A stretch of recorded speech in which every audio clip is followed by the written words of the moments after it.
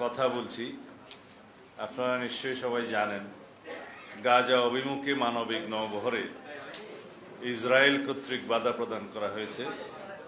আমরা তার তীব্র নিন্দা জানাই, প্রতিবাদ জানাই। সারা বাংলাদেশের মানুষ, সরকার ফিলিস্তিনি জনগণের পাশে আছে, থাকবে। জাতিসংঘ এবং বিশ্ব সম্প্রদায়কে দায়িত্বশীল ভূমিকা পালনের জন্য আমরা বাংলাদেশের মানুষের পক্ষে আহ্বান জানাচ্ছি। এনডিপির ৩৬তম জন্মবার্ষিকী। এই দলের জন্ম হয়েছিল এমন একটা সময়ে যখন গণতন্ত্রের চর্চা অবশিষ্ট ছিল, কিন্তু এর প্রতিষ্ঠার পরেই যারা প্রতিষ্ঠাতা ছিলেন তারা বিভিন্ন দলে অন্তর্ভুক্ত হয়ে যাওয়ার কারণে এনডিপির রাজনৈতিক কার্যক্রম খুব একটা মাঠে ময়দানে দৃশ্যমান হয়নি। তবে বিগত ফ্যাসিবাদ বিরোধী গণতান্ত্রিক আন্দোলনে এনডিপি সমমনা রাজনৈতিক দল এবং 12 দলের সাথে বিএনপির সাথে একই সাথে মাঠে ময়দান আন্দোলন সংগ্রামে লিপ্ত ছিল। তাদের নেতৃবৃন্দরা অনেক ত্যাগ তিতিক্ষার স্বীকার করেছেন, জুলুম নির্যাতন মামলার শিকার হয়েছেন, এবং সেই জন্য আজকে আমরা এই গণতান্ত্রিক সংগ্রামে তাদেরকে অংশ নেয়ার কারণে আমরা তাদের অভিনন্দন জানাই এবং তাদের ক্ষুদ্র প্রচেষ্টা হলেও গণতান্ত্রিক অভিযাত্রায় তারা তাদের অবদান অতীতের মতো রেখে যাবেন, এই প্রত্যাশা কামনা করে আজকে তাদের এই প্রতিষ্ঠাবার্ষিকীর দিনে এখানে আমরা প্রত্যেকেই বক্তাদের বক্তব্য শুনছিলাম যে বাংলাদেশের রাজনৈতিক পরিস্থিতিতে অনেকেই আগামী নির্বাচন নিয়ে কিছু কিছু দলের রহস্যজনক ভূমিকাকে নিয়ে প্রশ্ন তুলেছেন। আমি এগুলোকে রাজনৈতিক প্রক্রিয়া হিসেবে স্বাভাবিক কর্ম বলে মনে করি। সামনে নির্বাচনকে সামনে রেখে বিভিন্ন রাজনৈতিক দল তাদের রাজনৈতিক বক্তব্য এবং নির্বাচনী কৌশল মাঠে ময়দানে এবং আলোচনার টেবিলে তাদের কৌশল অনুযায়ী উপস্থাপন করবে, এটাই স্বাভাবিক। আজকে বাংলাদেশ জামাত ইসলামের নেতৃত্বে কয়েকটি দল বিভিন্ন ইস্যুতে পিআর এবং সনদ বাস্তবায়ন, জুলাই সনদ বাস্তবায়ন সহ কয়েকটি ইস্যুতে আন্দোলনের কর্মসূচি ঘোষণা করেছে, জনসংযোগ করছে, গণমিছিল করবে। এটা রাজনৈতিক চর্চা, এটা গণতান্ত্রিক চর্চা। এই চর্চা করার জন্যই তো আমরা আন্দোলন সংগ্রাম করে এই অধিকার আদায় করেছি। এটাকে আমি স্বাগত জানাই। যদি মানুষ গ্রহণ করে, তারা তাদের নির্বাচনী ইশতেহারে তাদের এই সমস্ত দাবি উল্লেখ করে আসন্ন নির্বাচনে অংশগ্রহণ করে জনরায় যদি তাদের পক্ষে যায়, তখন তারা তাদের ইশতেহার অনুযায়ী সেটা বাস্তবায়ন করবে। এখানে তো জবরদস্তির কিছু নেই। আমরা আমাদের 31 দফা বাস্তবায়নের জন্য জনগণের ঘরে ঘরে, আমরা বাংলাদেশের ঘরে ঘরে আমাদের সেই সংস্কার প্রস্তাব প্রেরণ করেছি। আজকে এই 31 দফা বাংলাদেশের রাজনৈতিক অঙ্গনে একটি রাজনীতির মহাকাব্যে পরিণত হয়েছে। আমরা এটাও ঘোষণা করেছি যে বাংলাদেশ সংস্কারের মধ্য দিয়ে গিয়েছে, সেটা বিএনপির হাত ধরে গিয়েছে। গণতান্ত্রিক সংস্কার হয়েছে, সাংবিধানিক সংস্কার হয়েছে, উন্নয়নমুখী সংস্কার হয়েছে, নারীদের অংশগ্রহণের বিভিন্ন ক্ষেত্রে নারীর ক্ষমতায়নের জন্য যে সংস্কার হয়েছে, এসব কিছুই বিএনপির রাজনৈতিক সংস্কারের ইতিহাস, সরকারের সময় গণতান্ত্রিক সংস্কারের ইতিহাস, সাংবিধানিক সংস্কারের ইতিহাস, বহুদলীয় রাজনীতি প্রবর্তনের ইতিহাস। সুতরাং এই সংস্কারগুলো চলমান প্রক্রিয়া। সংস্কার শুরু হয়, সংস্কার কখনো শেষ হয় না, এবং সংস্কার ততদিন চলবে যতদিন মানব সভ্যতা বিরাজ করবে, যতদিন বাংলাদেশের স্বাধীনতা সার্বভৌমত্ব থাকবে, যতদিন বাংলাদেশের ইতিহাস ঐতিহ্য জনগণ থাকবে। সংস্কারের মধ্য দিয়েই সভ্যতা যায়। সুতরাং কেউ যদি মনে করে এই সংস্কার এখানেই শেষ এবং এই সংস্কার বাস্তবায়নের মধ্য দিয়ে আর কোনো সংস্কার করতে হবে না, সেটা তাদের ভ্রান্ত ধারণা। যারা আজকে পিআর করছে তাদের উদ্দেশ্যে শুধু বলি, যে কয়টা রাজনৈতিক দল নিয়ে আপনারা মাঠে এই সমস্ত বক্তব্য দিচ্ছেন তারা কারা, এবং তাদের সাথে আপনারা যা আন্দোলন করছেন প্রকাশ করুন তাদের 2024 সালের 7 জানুয়ারিতে কি ভূমিকা ছিল। আমরা জানি আপনাদের অন্তর্ভুক্ত একটি রাজনৈতিক দল, নাম নেব না, আপনারা খুঁজে বের করবেন, তারা জানুয়ারির সাথেই এই যে আমিডামি নির্বাচনে 2024 সালের 7 জানুয়ারিতে অংশগ্রহণ করেছে। তারা আপনাদের দোসর হয় কিভাবে আন্দোলনে? যারা বিগত 16 বছরে ফেসিবাদী শাসনামলে বাতাস করেছে আওয়ামী লীগের সমস্ত কর্মকাণ্ডে, তারা আপনাদের আন্দোলনের শরিক হয় কিভাবে? তারা বাংলাদেশের মানুষ তাদের মুখোশ চিনে মুখোশ উন্মোচন করেছে। আমরা মনে করি জনগণকে বিভ্রান্ত করার জন্য আপনারা কোনো আন্দোলন করা সঠিক হবে না বাংলাদেশের এই গণতান্ত্রিক আবহের মধ্যে। আমরা চাই সবাই ফেসিবাদ বিরোধী জাতীয় ঐক্য অটুট থাকুক। আমরা সবাই চাওয়া উচিত ফেসিবাদ বিরোধী জাতীয় ঐক্যকে আমরা সমুন্নত রেখে এটাকে শক্তিতে পরিণত করে চিরতরের জন্য ফেসিবাদী শক্তিকে আমরা নির্বাসনে দেই। সুতরাং আমরা এমন কোনো কর্মকাণ্ড করতে পারবো না যার মধ্য দিয়ে ফেসিবাদের পুনরুত্থান হয় অথবা ফেসিবাদের প্রত্যাবর্তন সহজ হয়, অথবা আমরা এমন কোনো কর্মকাণ্ড করতে পারি না যার ফাঁক ফোকরের মধ্য দিয়ে বাংলাদেশে অস্থিরতা সৃষ্টি করতে পারে। পিআর মানে আমি অনেক সময় বলেছি এটা পার্মানেন্ট রেস্টলেসনেস, এটা স্থায়ীভাবে অস্থিরতা সৃষ্টি করে, অস্থিতিশীলতা সৃষ্টি করে রাষ্ট্রে। পৃথিবীর যে সমস্ত দেশে এটা এক্সপেরিমেন্ট হয়েছে সেই সমস্ত দেশের নজির আপনারা খুব দেখুন। আপনারা খুব সম্প্রতি দেখবেন নেপালের রাজনৈতিক পরিস্থিতি, সেখানেও পিআর বিদ্যমান। কখনো স্থায়ী সরকার ব্যবস্থা থাকে না, স্থিতিশীল সরকার ব্যবস্থা থাকে না। 2 মাস, 6 মাস, 5 মাস, 1 বছর পরে সেই সমস্ত জায়গায় খালি প্রধানমন্ত্রী চেঞ্জ হয়, সরকার চেঞ্জ হয়, কোনো প্রত্যাশা জনপ্রত্যাশা বাস্তবায়ন করা সম্ভব হয় না, কোনো দলের রাজনৈতিক অঙ্গীকার বাস্তবায়ন সম্ভব হয় না, জনগণের কল্যাণে কোনো কিছুই বাস্তবায়ন করা সম্ভব হয় না। একটা অস্থিতিশীল অস্থির পরিবেশের মধ্য দিয়ে বাংলাদেশকে আমরা যেতে দিতে চাই না, যেখানে সিম্পল মেজরিটি অথবা মেজরিটির ভিত্তিতে কোনো দল এবং জোট সরকার গঠন করতে পারে না, সেই রকম একটা ব্যবস্থাকে আমরা আহ্বান জানাতে পারি না। যে দেশের মানুষ সর্বশেষ জরিপ অনুযায়ী 56% মানুষ পিআর পদ্ধতি কি তাই বুঝে না, সেই জায়গায় 70% লোক নাকি পিআর চায়, সেই পরিসংখ্যান তো আমরা মানতে পারি না। এরকম বিভ্রান্তকর তথ্য দিয়ে বাংলাদেশের মানুষকে ভুল বোঝানো বা বিভ্রান্তি সৃষ্টি করা অনুচিত হবে। যে সমস্ত রাজনৈতিক দল নিজস্ব রাজনৈতিক স্বার্থে জাতীয় স্বার্থকে জলাঞ্জলি দিচ্ছে, দেশের স্বার্থকে জনগণের স্বার্থকে জলাঞ্জলি দিচ্ছে হীন রাজনৈতিক উদ্দেশ্যে, তাদেরকে বলবো আপনারা বাংলাদেশের জনগণের স্বার্থে সঠিক রাস্তায় ফেরত আসুন, জনগণকে বিভ্রান্ত করবেন না। আপনারা কি জানেন এই পিআর পদ্ধতিতে কোনো স্বতন্ত্র প্রার্থীর কোনো জায়গা আছে? আপনারা যে কেউ যদি কোনো নির্বাচনী এলাকার মধ্যে কেউ একজন স্বতন্ত্র প্রার্থী হিসেবে দাঁড়াতে চান, তার জন্য এই পিআর পদ্ধতিতে তো কোনো খানা নাই। তারা কি নির্বাচনে অংশগ্রহণ করার জন্য সাংবিধানিক অধিকার রাখে না? আপনারা পিআর পদ্ধতি মানে সিম্পল যদি বলেন মার্কাতে ভোট দিবে, কে সংসদ সদস্য নির্বাচিত হবে সেই এলাকার মানুষ জানবে না, সেই নির্বাচনী এলাকার মানুষের কোনো অধিকার থাকবে না, তারা যাকে পছন্দ করে ভোট দিবে সে নির্বাচিত হবে। নির্বাচন করবে কে? মার্কাতে ভোট পড়বে, নির্বাচিত হবেন যিনি, তিনি কেবল দলের কেন্দ্রীয় নেতৃত্ব কর্তৃক নির্বাচিত হবেন। দলের প্রেসিডেন্ট, সেক্রেটারি অথবা আমির সাহেব অথবা মজলিসের শোরা নির্ধারণ করবে কোন এলাকায় কে নির্বাচিত হবেন। সেই হিসাবে বাংলাদেশের মানুষের গণতান্ত্রিক অধিকার তো নিশ্চিত হলো না। সেই পদ্ধতিকে আমরা চাই। বাংলাদেশের মানুষ যেই পদ্ধতি 56% মানুষ বলে বুঝেই না, সেই পদ্ধতিকে আমরা চাইতে পারি? তো সুতরাং এই সমস্ত কথাবার্তা বলে জাতিকে বিভ্রান্ত করার চেষ্টা না করাই উচিত। যে পদ্ধতিতে আপনি যাকে আপনার প্রতিনিধিকে ভোট দেওয়ার জন্য বর্তমানে সংবিধান স্বীকৃত আর্টিকেল 65 সাবসেকশন 2 অনুসারে বলা আছে যে প্রত্যেকটা আঞ্চলিক নির্বাচনী এলাকার জন্য জনগণের প্রত্যক্ষ ভোটে নির্বাচিত 300 সংসদ সদস্য লইয়া জাতীয় সংসদ গঠিত হইবে, সেই জায়গায় কেউ কেউ তাদের নেতৃবৃন্দ নাকি বলছে যে সংসদ সদস্য বা জাতীয় সংসদ নির্বাচনের কথা বলা আছে সংবিধানে, কি পদ্ধতিতে হবে সেটা নাকি বলা নাই। বলেই তো দিলাম, অনেক জায়গায় পড়ে দেখতে পারেন, বলছে পিআরে হবে না অন্যভাবে হবে, সেটা নাকি বলা নাই, স্পষ্ট বলা আছে। আর তাছাড়া কেউ যদি পিআর পদ্ধতি চায়, তারা স্বাধীনভাবে তাদের নির্বাচনী ইশতেহারে সেটা প্রকাশ করুক, জনগণের কাছে যাক, জনগণ যদি তাদের ইশতেহারের পক্ষে ভোট দেয় তখন তারা সেটা বাস্তবায়ন করবে।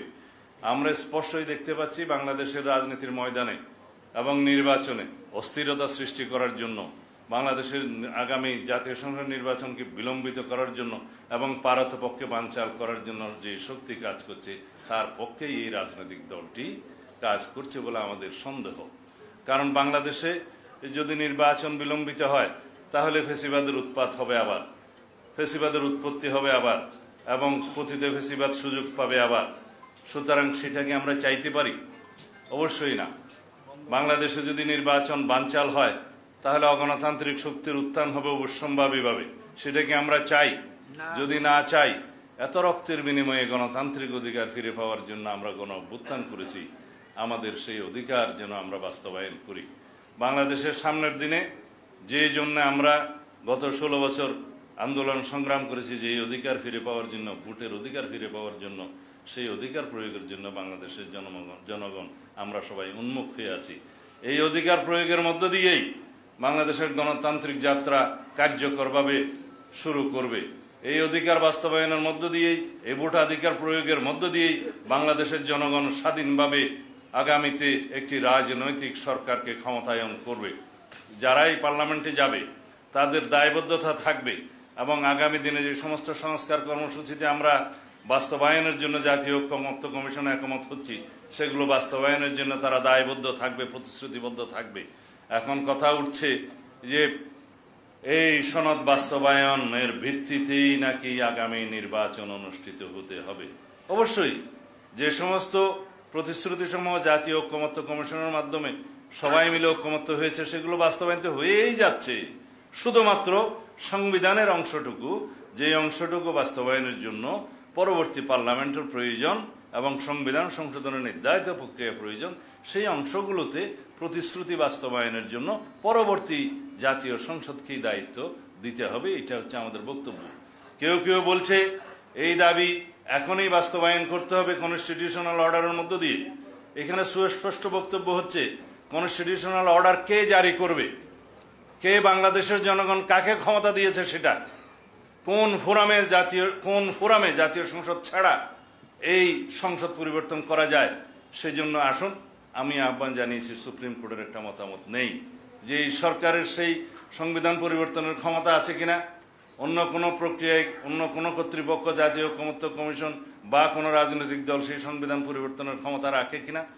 এই সংবিধান যদি পরিবর্তন হয় কোনো একটা নির্বাহী অথবা কনস্টিটিউশন অর্ডারের মধ্য দিয়ে, তাহলে দুইটা কনস্টিটিউশন বিরাজমান হবে। বিচার বিভাগ কোন কনস্টিটিউশন মানবে, কোন পদ্ধতিতে বিচার হবে। যে কোনো জনগণ তার সাংবিধানিক অধিকার আছে আদালতে যে জিজ্ঞেস করার যে আমার ব্যক্তিগত এবং সম্পত্তি এবং জানের বিভিন্ন ক্ষয়ক্ষতি হওয়ার সম্ভাবনা আছে বিভিন্ন ইস্যুতে, সুতরাং আমি এই সংবিধান কোনটা মানব, কিভাবে পরিবর্তিত হলো। আপনারা এই রিট আমি দায়ের করলাম, যে কোনো জনগণ বলতে পারে সেই রিটের প্রেক্ষিতে সুপ্রিম কোর্ট বা হাইকোর্ট কি বলবে। আমরা সেই প্রশ্নে বলেছিলাম যে 106-এ আসুন, যে পদ্ধতিতে আমরা সুপ্রিম কোর্টের মতামত চাইতে পারি, অ্যাডভাইজারি রুল দেওয়ার ক্ষমতা আছে, সেখানে যাই। আমরা সুপ্রিম কোর্টের মতামত নেই যে কোনো প্রক্রিয়া আছে কিনা বৈধ, যে প্রক্রিয়ায় এই সাংবিধানিক আদেশ জারি করা যায়, কিন্তু তাতে আমরা একটি দলের অনীহা দেখলাম। আমরা যখনই একটা বৈধ প্রক্রিয়ার কথা বলি তখন তারা বলে জনগণের অভিপ্রায় এখানে চূড়ান্ত। হ্যাঁ, জনগণের অভিপ্রায় চূড়ান্ত, জনগণের অভিপ্রায় প্রকাশিত হয়েছে গণ অভ্যুত্থানের মধ্য দিয়ে, সেই অভিপ্রায়ের মধ্য দিয়ে এই সরকার প্রতিষ্ঠিত হয়েছে, সঠিক। কিন্তু এই অভিপ্রায়কে বাস্তবায়নের জন্য তো আমাদেরকে সুপ্রিম কোর্টের দ্বারস্থ হতে হয়েছে, আর্টিকেল 106-এর দ্বারস্থ হতে হয়েছে। আমরা সুপ্রিম কোর্টের মতামতের ভিত্তিতে এই অন্তর্বর্তীকালীন সরকারের গঠন দেখেছি, উপদেষ্টাদের শপথ দেখেছি, আমরা সেটাকে বৈধ প্রক্রিয়া মনে করি। কেউ কেউ বলতে পারে তার মধ্য দিয়ে তো এই সংবিধানের কিছু কিছু ধারা অ্যাব্রোগেটেড হয়েছে। হ্যাঁ, হয়েছে, কিছু কিছু ধারা অ্যাব্রোগেটেড হতে পারে। সেই জন্যই তো 106-এর মতামত নেওয়া হয়েছে। যখন সুপ্রিম কোর্ট বলল রাষ্ট্রপতিকে যে 106 অনুসারে আপনারা অন্তর্বর্তীকালীন সরকারের প্রধান উপদেষ্টা এবং অন্যান্য উপদেষ্টাদের শপথ গ্রহণ করাতে পারেন, সেখানে এই বৈধতাটা দেয়া আছে। সুতরাং যারা বলছে অ্যাব্রোগেটেড হয়েছে, সেই অ্যাব্রোগেটেড পোর্শনটা এখানেই কভার করা আছে। হ্যাঁ, যদি এখনো প্রয়োজন হয়, জাতির প্রয়োজনে, যদি জরুরি প্রয়োজনে সংবিধানের কোনো বিষয়ে ভায়োলেট করার বা এখনই কার্যকর করার প্রয়োজন হতে পারে, সেই বিষয়েও আমরা সুপ্রিম কোর্টের মতামত নিতে পারি।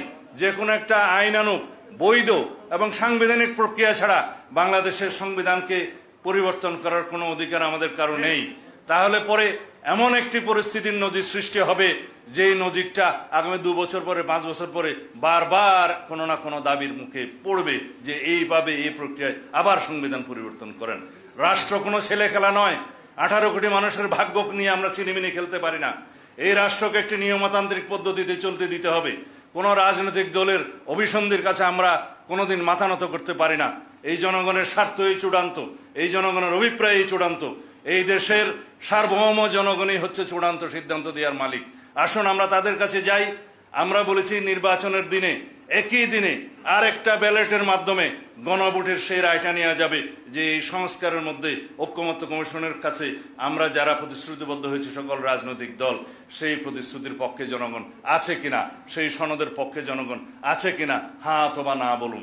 যদি জনগণ হ্যাঁ বলে, তাহলে সেই পার্লামেন্ট, সেই নির্বাচিত সংসদের প্রত্যেকটা সংসদ সদস্য আইনানুগভাবে ম্যান্ডেট প্রাপ্ত হবে এই সনদ বাস্তবায়নের জন্য। তারা বাধ্য থাকবে সেই সনদ বাস্তবায়নের জন্য।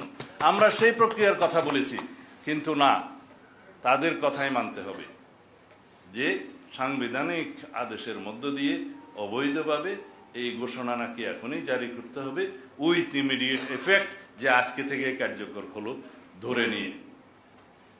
সংবিধান তো কোনো কচুপাতার পানি নয় যে যা খুশি যেভাবে খুশি সেভাবে আমরা বলে দিলেই পরিবর্তন হবে। অনেক বক্তব্য দিয়েছে এই ব্যাপারে।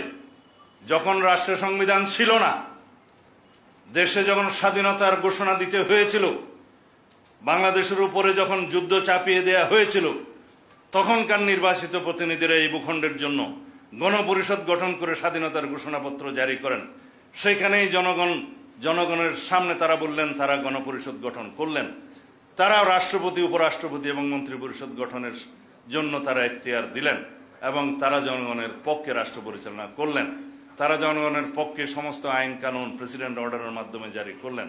সেই বৈধ প্রক্রিয়ার মধ্য দিয়েই বাংলাদেশ চলেছে। পরে সংবিধান হয়েছে, সেই সংবিধান অনুসারে নির্বাচন হয়েছে। নির্বাচনের পরই সেই সাংবিধানিক প্রক্রিয়া রাষ্ট্র রেগুলারলি এসেছে, এখানে কোনো অনিয়ম হয়নি। এখন পর্যন্ত 17 বার এই রাষ্ট্রের সংবিধান পরিবর্তন হয়েছে, অ্যামেন্ডমেন্ট হবে, আগামীতে 18 বারও হবে। পৃথিবীর কোনো রাষ্ট্রে এই পর্যন্ত, উন্নত রাষ্ট্রেও 127 বার পর্যন্ত 1947 সাল থেকে এই পর্যন্ত সংবিধান পরিবর্তন হয়েছে। জনগণের জন্যই সংবিধান। সুতরাং জনগণ সেই সংবিধান পরিবর্তন করবে জনগণের চাহিদা অনুযায়ী, সমাজের চাহিদা অনুযায়ী, যুগের চাহিদা অনুযায়ী, জনকল্যাণকে সামনে রেখে। সুতরাং আমরা যেন কেউ আবেগী না হই, কেউ যেন এটা না বলি যে গণপরিষদের মাধ্যমে নতুন সংবিধান করতে হবে। আমি তাদেরকে বলেছিলাম গণপরিষদের মাধ্যমে নতুন সংবিধান প্রণীত হলে সেই সংবিধানকে আর পরিবর্তন করা যাবে না। 1972 সালে যে সংবিধান প্রণীত হয়েছে সেটা কি গণপরিষদের মাধ্যমে হয়নি? সেটাকে 1 বছরের ভিতরে পরিবর্তন করতে হয়নি, সংশোধনী আনতে হয়নি? নতুনভাবে যদি গণপরিষদের নামে আমরা একই জিনিস ধারণ করি, এটাকে নতুন সংবিধান নাম দেই, তখন কি সেই সংবিধান পার্মানেন্ট হয়ে যাবে, ধর্মগ্রন্থ হয়ে যাবে? সেটাকে পরিবর্তন করা যাবে না? অবশ্যই পরিবর্তন করা যাবে জনগণের চাহিদা অনুযায়ী। সুতরাং আসুন নতুন সংবিধান বলি বা সংশোধিত সংবিধান বলি, গণপরিষদের মাধ্যমে বলি বা জাতীয় সংসদের মাধ্যমে বলি, ঘটনা তো একই। আমরা একটা কথাই বলি যে তাল ধপ করিয়া পড়িল নাকি পড়িয়া ধপ করিল, কথা তো একখানি। এই যে জনগণ ঐক্যমত্যে আসলো, সেই রাজনৈতিক দলগুলো ঐক্যমতে আসলো সংবিধানের কিছু বিষয় সংশোধনের জন্য, মৌলিক সংবিধান সংশোধনের জন্য, সেগুলো যেই প্রক্রিয়াই গ্রহণ করা হবে, সেই প্রক্রিয়াটা একটা সাংবিধানিক বৈধ এবং আইনানিক প্রক্রিয়ার মাধ্যমেই হতে হবে। এটাই হচ্ছে আমাদের বক্তব্য। আমরা সেই আলোচনাতে আসি এবং এই আলোচনা আবার 5 তারিখে ডেকেছে। আমরা আশা করি সাংবিধানিক অংশগুলো যেগুলো সংশোধনের জন্য সবাই একমত হয়েছে, with some note of dissent, সেই বিষয়গুলো একটা বৈধ, আইনানুগ এবং সাংবিধানিক প্রক্রিয়ায় আমরা গ্রহণ করতে পারবো, সেই আশাবাদ আমি এখনো ব্যক্ত করি। সুতরাং গণতান্ত্রিক চর্চার মধ্যে আছি। আমরা তর্ক করব, বিতর্ক করব, বহুমত পোষণ করব, আবার জাতির স্বার্থে, জাতীয় ইস্যুতে আমরা ঐক্যমত পোষণ করব। এটাই গণতান্ত্রিক যাত্রা। সুতরাং যারা যে সমস্ত দাবিতে আন্দোলন করছে তাদেরকেও আমি স্বাগত জানাই। সেই অধিকার, সেই চর্চা, সেই রাজনৈতিক সংস্কৃতি আমরা চালু রাখি, যার জন্য আমরা রক্ত দিয়েছি, জীবন দিয়েছি এই গণতান্ত্রিক অধিকারের জন্য। বলা হয়ে থাকে আপনারা আমার বিরোধিতা করবেন, কোন রাজনৈতিক দল বিরোধিতা করবে, এক রাজনৈতিক দল আর এক রাজনৈতিক দলের বিরুদ্ধে কথা বলবে, সেটা বলতে পারে, কিন্তু সেই বিরুদ্ধে কথা বলার অধিকার বজায় রাখার জন্য আমরা জীবন দেব।